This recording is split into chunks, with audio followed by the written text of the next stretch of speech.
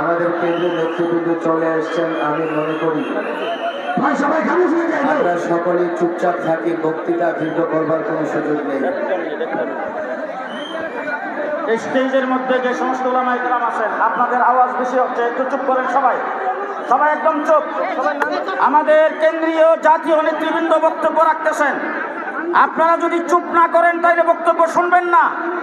নীতি নির্ধারণী দিক নির্দেশনামূলক বক্তব্য হবে, আপনারা সবাই চুপ করে থাকি, একদম যে যেখানে আসি চুপ, কোনো কথা বলবেন না। ইউটিউবার সাংবাদিক ভাইরা যারা আছেন আপনাদেরকেও বলছি, আপনারাও চুপ থাকবেন, কোনো কথা কেউ বলবেন না।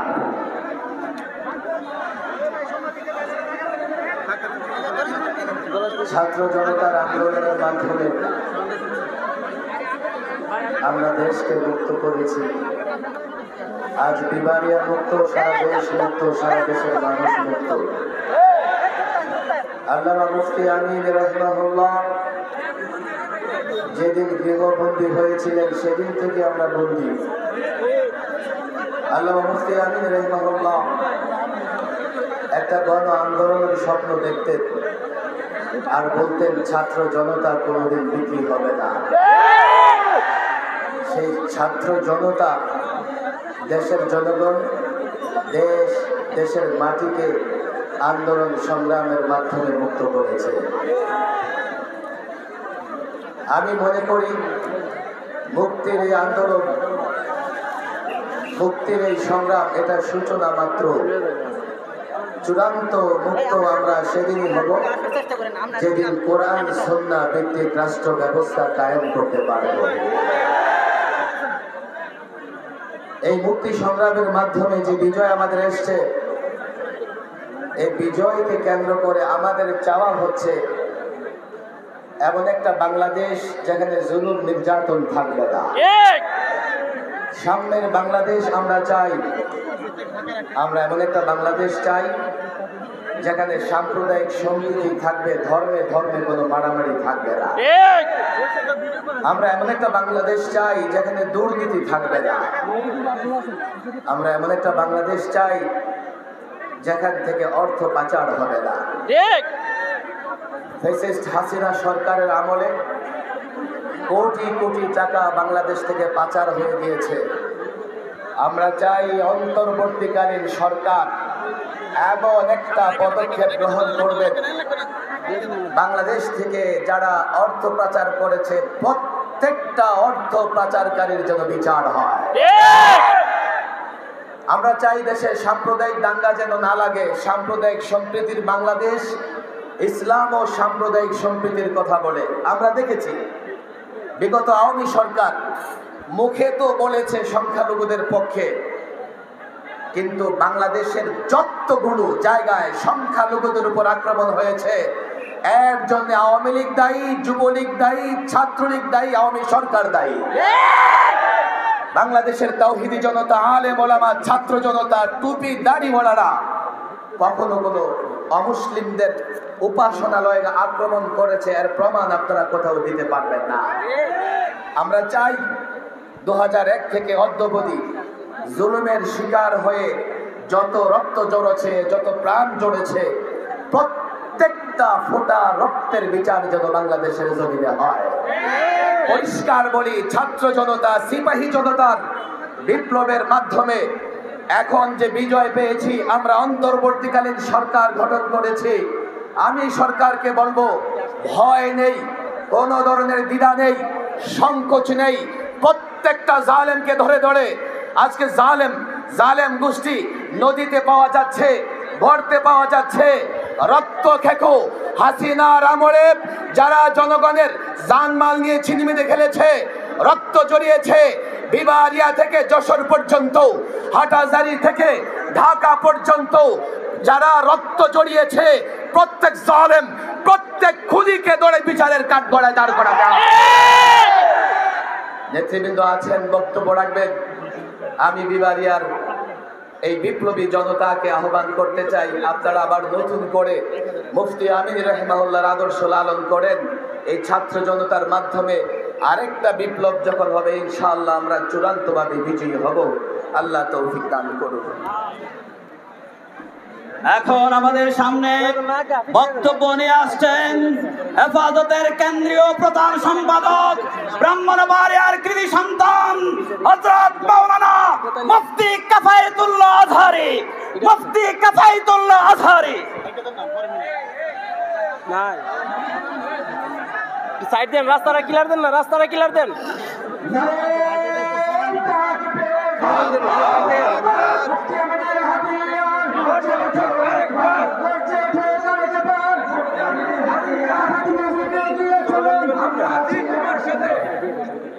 আসসালামু আলাইকুম ওয়া রাহমাতুল্লাহি ওয়া বারাকাতুহু।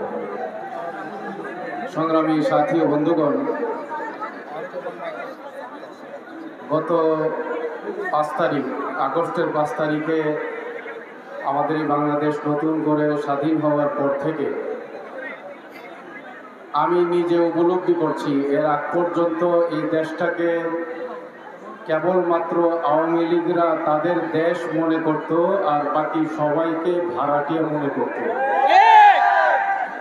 আলহামদুলিল্লাহ, এখন থেকে আমরা ব্রাহ্মণবাড়িয়াবাসী দেশের প্রত্যেকটা জনগণ মনে করে এই দেশটা আমাদের সকলে।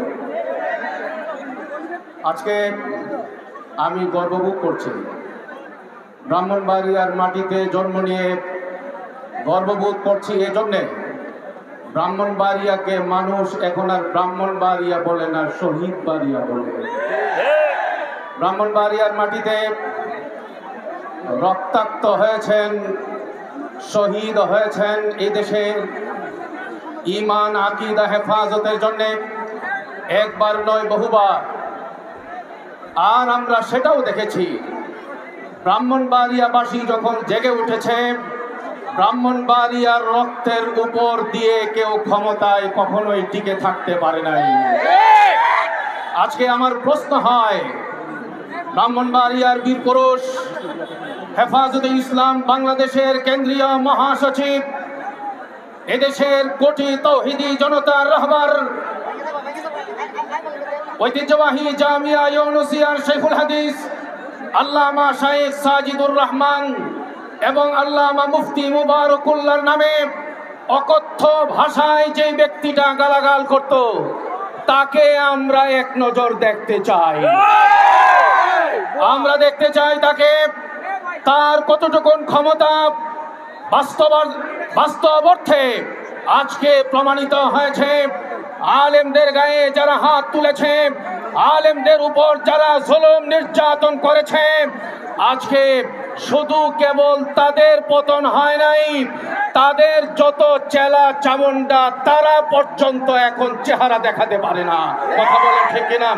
আমি বর্তমান অন্তর্বর্তীকালীন সরকারের দায়িত্বশীল যারা, তাদের কাছে দাবি জানাচ্ছি, ব্রাহ্মণবাড়িয়াতে 21 সালে যার নির্দেশে খুন হয়েছে, 17টা লাশ পড়েছে, আমার ভাই শহীদ হয়েছে, আমার প্রত্যেকটা লাশের বিচার হতে হবে। কথা বলেন ঠিক? শেষ কথা,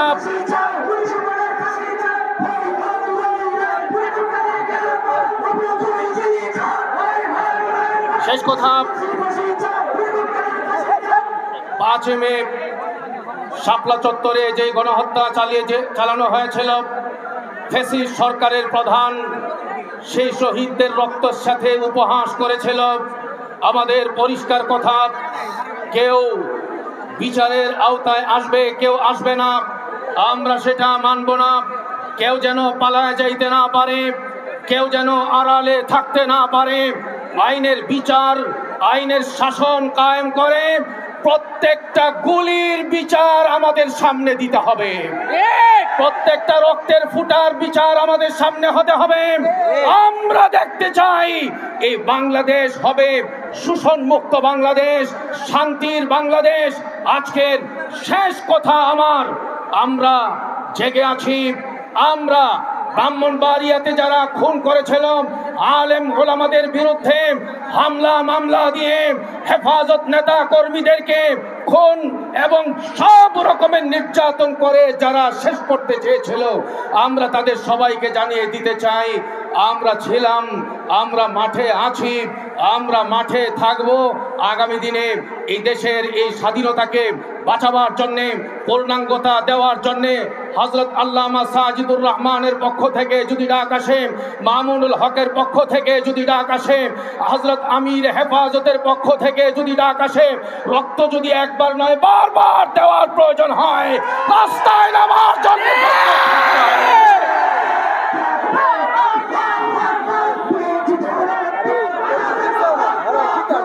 এখন বক্তব্য নিয়ে আসছেন হেফাজতে ইসলামের কেন্দ্রীয় নেতা হযরত মাওলানা মুফতি নূর হোসেন নুরাইনি পীর সাহেব মুন্সিগঞ্জ।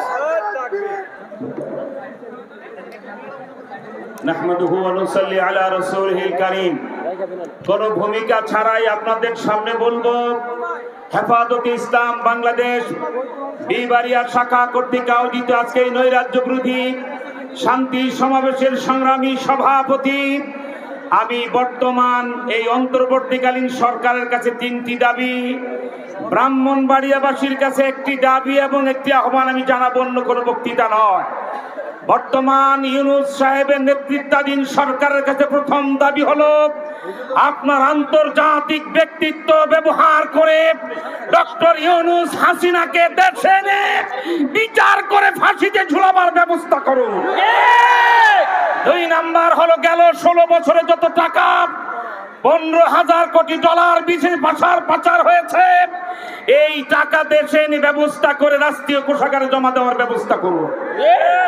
3 নাম্বার হলো, অন্তর্বর্তীকালীন সরকার অনেক কিছু করে লেজে গোবরে করে বিপদে পড়বেন না।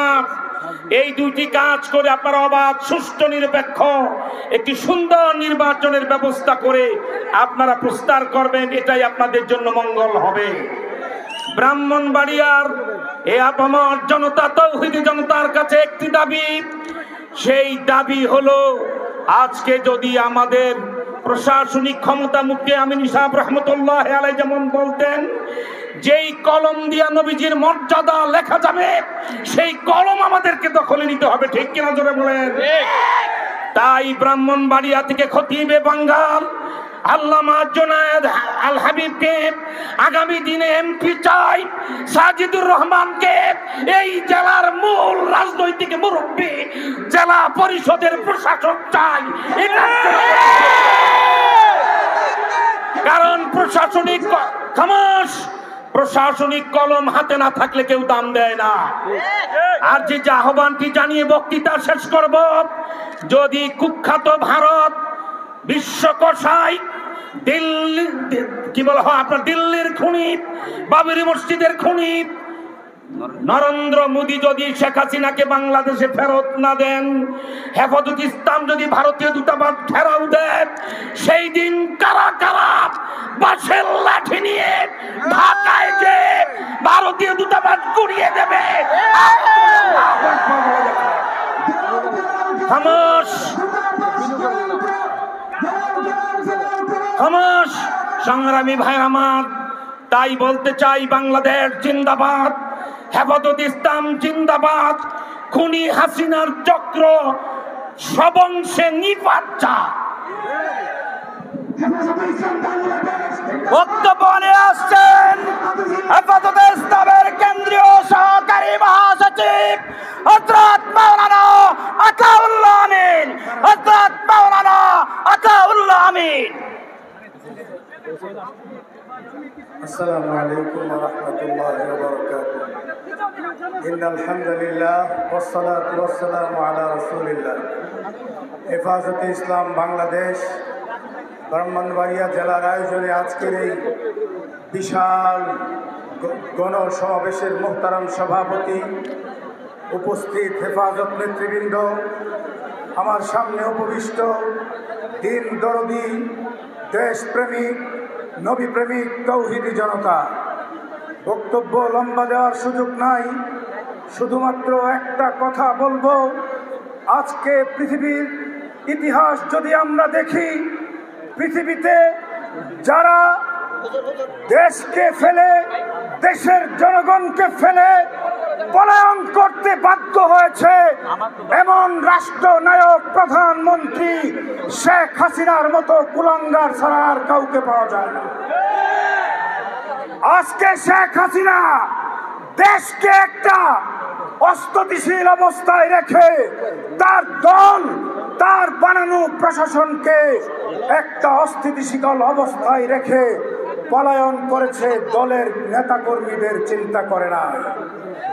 আওয়ামী লীগের দালালদেরকে বলছি, যে প্রধানমন্ত্রীর জন্য আলেম ওলামাদের বিরুদ্ধে, দেশপ্রেমিক নাগরিকদের বিরুদ্ধে তোমরা অস্ত্র ধরেছিল, তোমাদের প্রধানমন্ত্রী আজকে কোথায়? এজন্য প্রশাসনে, পুলিশে যারা সরকারের দালালি করেছে তাদেরকে শিক্ষা গ্রহণ করতে হবে। পুলিশ, তুমি যদি রাষ্ট্রের কমিটমেন্ট রক্ষা না করে মানুষের বুকে গুলি চালাও, তোমাদের পরিণতি 5ই আগস্টে যা হয়েছে তাই হবে।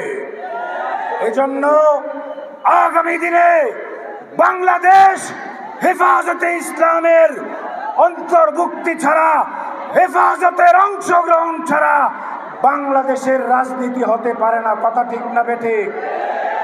হেফাজত যদি কঠিন কর্মসূচি দেয়, আপনারা কি মাঠে থাকবেন? আল্লাহ আমাদের তৌফিক দান করুন। সংগ্রামী সাথী ও বন্ধুগণ, এখন আজকের সভার সভাপতি, হেফাজতে ইসলাম বাংলাদেশের কেন্দ্রীয় নায়েবে আমির এবং হেফাজতে ইসলাম বাংলাদেশের সংগ্রামী মহাসচিব, দুইজনে মাথায় পাগড়ি পরিয়ে দিবেন মজলুম আলেমদ্দিন, হেফাজতে ইসলাম বাংলাদেশের কেন্দ্রীয় অর্থ সম্পাদক, ঐতিহ্যবাহী বারিদারা মাদ্রাসার প্রিন্সিপাল আল্লামা মুফতি মুনির কাসেমি। তারপরে পাগড়ি পরিয়ে দিবেন মজলুম আলেমদ্দিন, হেফাজতে ইসলাম বাংলাদেশের কেন্দ্রীয় যুগ্ম মহাসচিব মৌলানা আজিজুল হক ইসলামাবাদীকে। মৌলানা আজিজুল হক ইসলামাবাদী।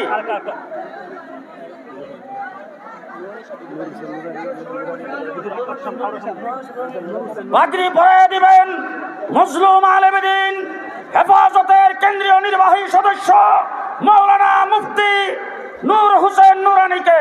মৌলানা মুফতি নূর হোসেন নুরানী।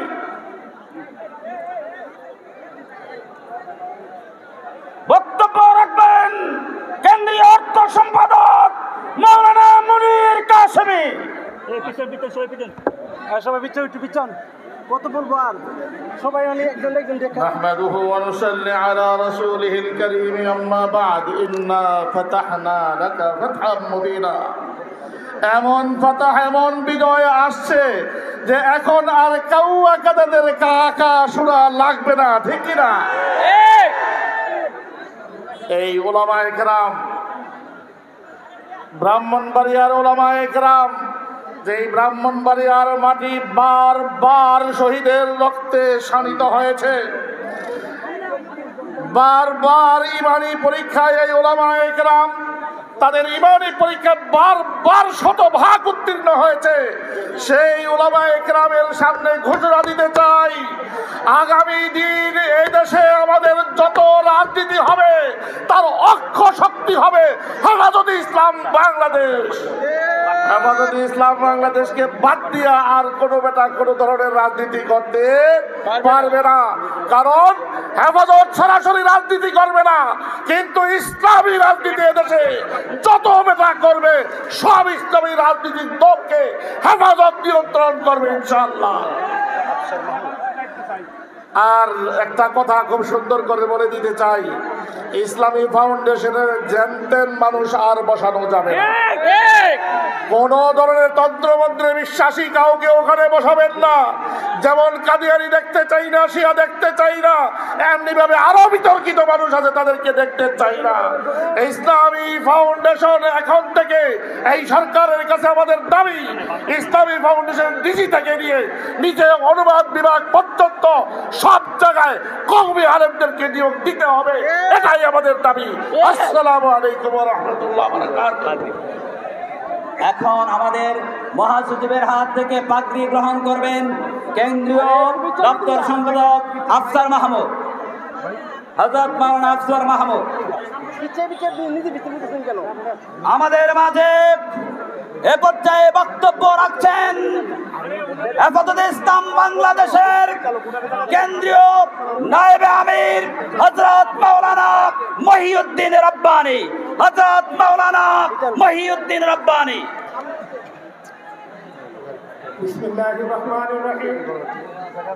সংগ্রামী সভাপতি, মঞ্চ উপবিষ্ট আজকের এই বিশাল জনসমুদ্রের সম্মানিত প্রধান অতিথি, হেফাজতে ইসলাম বাংলাদেশের সংগ্রামী মহাসচিব হযরত আল্লামা সাজিদুর রহমান সহ কেন্দ্রীয় এবং জেলা নেতৃবৃন্দ, সমবেত তৌহিদি জনতা, সাংবাদিক বন্ধুগণ, জালেমের দিন শেষ, মজলুমের এবং হেফাজতের বাংলাদেশ। এই দেশ হেফাজতের বাংলাদেশ, এই দেশ শহীদ ভাইয়ের বাংলাদেশ। আমি স্পষ্ট ভাষায় ভারতের সরকার মোদীকে বলতে চাই, আপনি একজন জালেমকে, খুনিকে আশ্রয় দিয়ে আন্তর্জাতিক আদালতে আপনি একজন আসামি হয়েছে। আপনার বিচার চাই। এই দেশের এই খুনিকে, এই হত্যাকারীকে আশ্রয় দিয়ে সারা পৃথিবীর মানবতার উপরে আপনি আঘাত করেছেন। এই বিগত সরকারের যেসব দালালেরা, কুচক্রীরা, সন্ত্রাসীরা আমাদেরকে, আমাদের জীবন ধ্বংস করেছে, হত্যা করেছে, এই গণহত্যাকারী সরকারের প্রত্যেক হত্যার বিচার করতে হবে এবং আমাদের সকল মামলা প্রত্যাহার করতে হবে এবং অবিলম্বে দেশের শান্তি শৃঙ্খলা ফিরিয়ে এনে দেশের মধ্যে একটি সুন্দর নির্বাচন দেওয়ার উদাত্ত আহ্বান রেখে আমার বক্তব্য শেষ করছি। আলহামদুলিল্লাহ। হেফাজতে ইসলাম বাংলাদেশের সংগ্রামী মহাসচিব এবং হেফাজতে ইসলাম বাংলাদেশের আমির, কেন্দ্রীয় নেতৃবৃন্দ, সামনে যদি কোনো ঘোষণা দেয় আপনারা কি সকলে মানতে প্রস্তুত? সবাই মানতে প্রস্তুত? এই মুহূর্তে একটি ঘোষণা, যারা দাঁড়ায় আছেন বসবেন, দাঁড়ায় আছেন বসবেন, এক্ষুনি বসবেন, যে যেখানে আছেন বসবেন। দেখি ঘোষণা কেমন মানেন, কমান কেমন মানে এক্ষুনি দেখা যাবে। বসতে হবে, যে যেখানে আছেন বসতে হবে, বসতে হবে এখন। বসেন, বসেন, একদম চুচারা করবেন না, লড়াচড়া করা যাবে না। চুপ চুপ, কথা নাই, কথা নাই, মুখে কোনো কথা নাই। বক্তব্য রাখবেন কেন্দ্রীয় যুগ্ম মহাসচিব মুসলিম আলেম দ্বীন মাওলানা আজিজুল হক ইসলামাবাদী।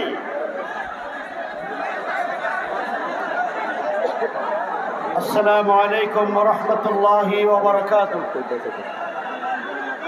আজকের এই সমাবেশের সংগ্রামী সভাপতি, মঞ্চ উপবিষ্ট হেফাজতে ইসলাম বাংলাদেশের কেন্দ্রীয় মহাসচিব, জাতীয় নেতৃবৃন্দ, সমাবেত ব্রাহ্মণবাড়িয়ার সংগ্রামী জনতা, আমি মাত্র দুটি কথা বলবো।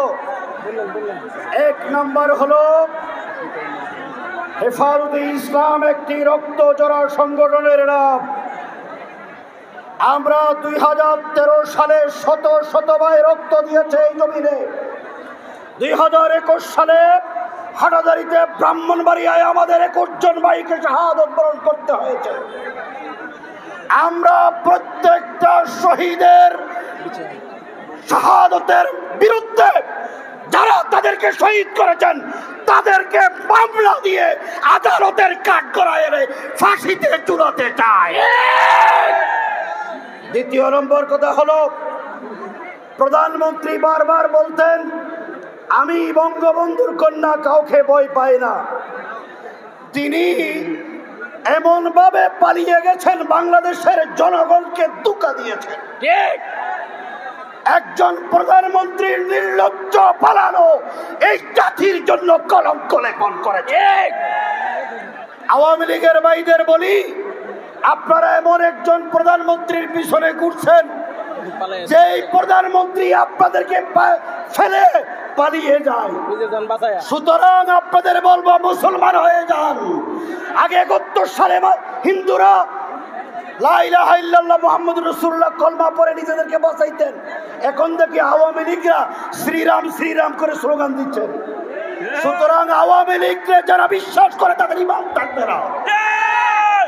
এই উবাইদুল মুক্তাদির আপনাদের এলাকার এমপি, তিনি অনেক আলেমদের বিরুদ্ধে দমভুক্তি করেছেন। পরিষ্কার ভাষায় বলি, ব্রাহ্মণবাড়িয়ার ওই বাংলাদেশের কোন টাকায় উবাইদুল মুক্তাদিরের টাকা হবে না, টাকা হবে না।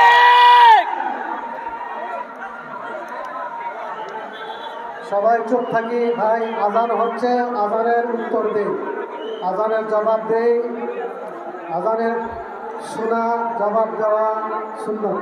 আমরা একটা সুন্নতের আমল করি। আজানের পরে আমাদের সামনে বক্তব্য রাখবেন আমাদের আজকের বিশেষ মেহমান বৃন্দ আল্লামা মামুনুল হক সাহেব, আল্লামা জুনায়েদ আল হাবিব সাহেব। একটু সময় করি। আমরা এখানে জামাত নামাজ পড়ো, উত্তর দেন ভাই, আওয়াজ না করে আজানের উত্তর দেন। আল্লাহু আকবার, আল্লাহু আকবার।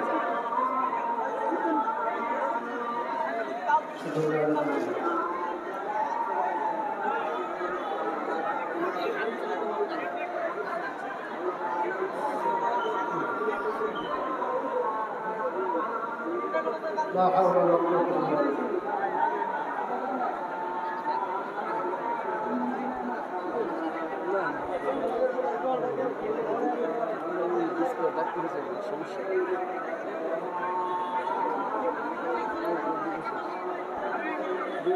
الله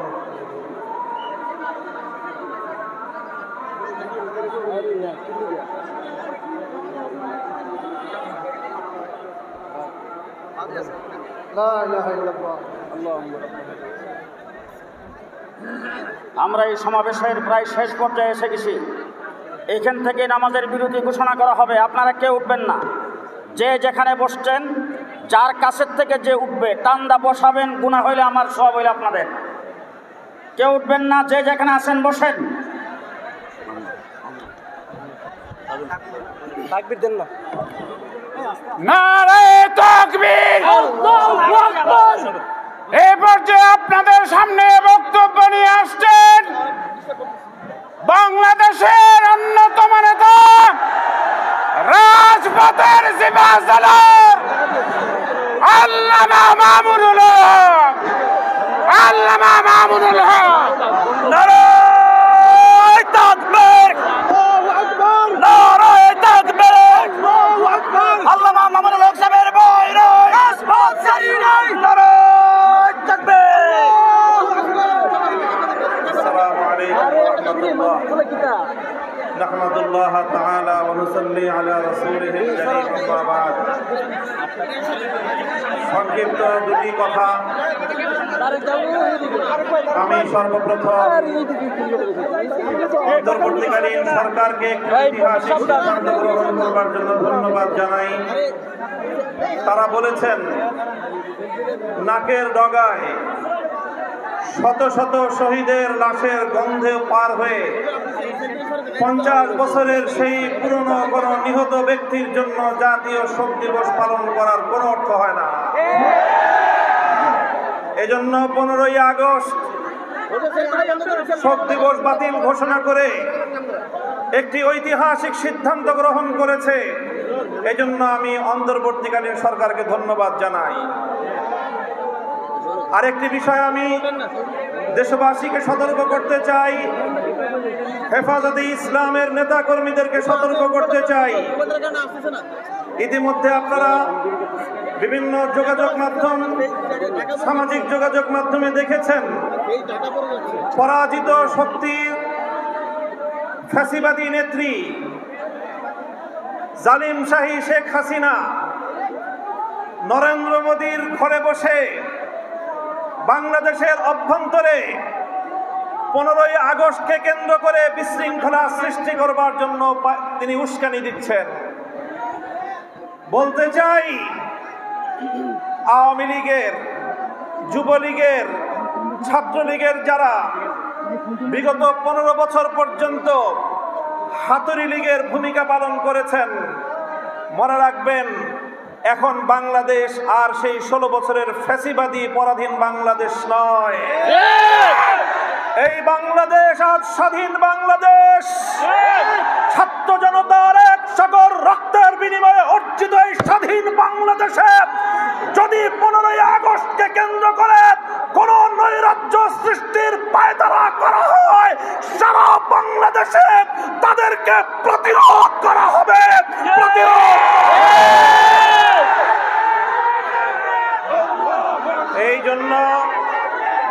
এই জন্য আমরা বৈষম্য বিরোধী ছাত্র আন্দোলনের নেতৃবৃন্দ, অন্তর্বর্তীকালীন সরকারের দায়িত্বশীলদের পাশাপাশি হেফাজতে ইসলামের নেতা কর্মীদেরকে আমি আহ্বান জানাতে চাই, আগামীকাল 15ই আগস্ট, 16ই আগস্ট এবং গোটা আগস্ট মাস জুড়ে আমাদেরকে সতর্ক থাকতে হবে।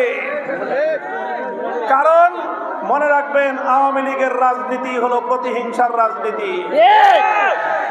1975 সালে 3.5 বছরের অপশাসনের যুগে শেখ মুজিবুর রহমান সাহেব নির্বিচারে দেশের 30,000 যুবককে হত্যা করেছিল। এদেশের বাকশাল কায়েম করার মধ্য দিয়ে মানুষের সকল অধিকারগুলো তিনি হরণ করেছিলেন। অধিকার হারা মানুষ তখন তারা ক্ষুব্ধ হয়ে ধানমন্ডির 32 নম্বর বাড়িতে অভ্যুত্থান পরিচালনা করেছিল। তখন এই শেখ হাসিনা ঘোষণা দিয়েছিল যে জাতি তার বাবাকে হত্যা করেছে তিনি সেই জাতির কাছ থেকে প্রতিশোধ গ্রহণ করবেন। বিগত 45 বছর ধরে শেখ হাসিনা প্রতিশোধের রাজনীতি করেছেন, প্রতিশোধ নিয়েছেন আমার বাংলার তাওহীদি জনতার বিরুদ্ধে, প্রতিশোধ নিয়েছেন বাংলার স্বাধীনতাকামী মুক্তিকামী জনতার বিরুদ্ধে, প্রতিশোধ নিয়েছেন বাংলাদেশের ছাত্র জনতার বিরুদ্ধে, প্রতিশোধ নিয়েছেন এদেশের হেফাজতে ইসলামের লক্ষ লক্ষ নিরপরাধ মানুষের বিরুদ্ধে। তিনি একজন খুনির নেশায় মাতাল, খুনের নেশায় মাতাল। আপনারা লক্ষ্য করে থাকবেন, যারা মাতাল হয়, মদখোর হয়, তারা সারাদিন যে যেখানে থাকে, দিন শেষে রাতের বেলায় সব মাতালগুলো একসাথে হয়ে মদ্যপান করে মাতলামি করে। বর্তমান পৃথিবীতে বড় বড় খুনের নেশায় মাতাল আছে। 1 নম্বর বিনিয়ামিন নেতানিয়াহু, 2 নম্বর ভারতের গুজরাটের কসাই নরেন্দ্র মোদী, 3 নম্বর বাংলাদেশের বিদায়ী ফ্যাসিবাদী শেখ হাসিনা। এই শেখ হাসিনা এখন গিয়ে খুনের নেশায় মাতাল হয়ে নরেন্দ্র মোদীর সাথে আখড়া করেছে। যদি সেখান থেকে বসে বাংলাদেশের স্বাধীনতার উপর কোনো হস্তক্ষেপ করার চেষ্টা করা হয়, তাহলে বাংলাদেশের মাটিতে ভারতীয় দূতাবাস থাকতে পারবে না। শেখ হাসিনার বিরুদ্ধে বাংলাদেশে বিভিন্ন থানায়, আদালতে হত্যা মামলা দায়ের হয়েছে। আমি আহ্বান জানাতে চাই, খুনি হাসিনাকে ধরে এনে বিচারের কাঠগড়ায় দাঁড় করাতে হবে। প্রিয় সাথী ও বন্ধুগণ, বক্তব্য শেষ। ইনশাআল্লাহ বিগত দিনে যেভাবে আমরা রক্ত দিয়েছি পিলখানায়, যেভাবে আমরা রক্ত দিয়েছি শাপলা চত্বরে, যেভাবে আমরা রক্ত দিয়েছি মোদী বিরোধী আন্দোলনে হাটহাজারীতে, যেভাবে রক্ত দিয়েছি আমরা মোদী বিরোধী আন্দোলনে ব্রাহ্মণবাড়িয়ায়, ঠিক আগামী দিনেও দেশের স্বাধীনতা রক্ষার জন্য, ইসলামের হেফাজতের জন্য যদি আবার রক্ত দেওয়ার প্রয়োজন হয়, স্বাধীনতার ঝান্ডা নিয়ে রক্ত দেওয়ার জন্য প্রস্তুত থাকবে কারা?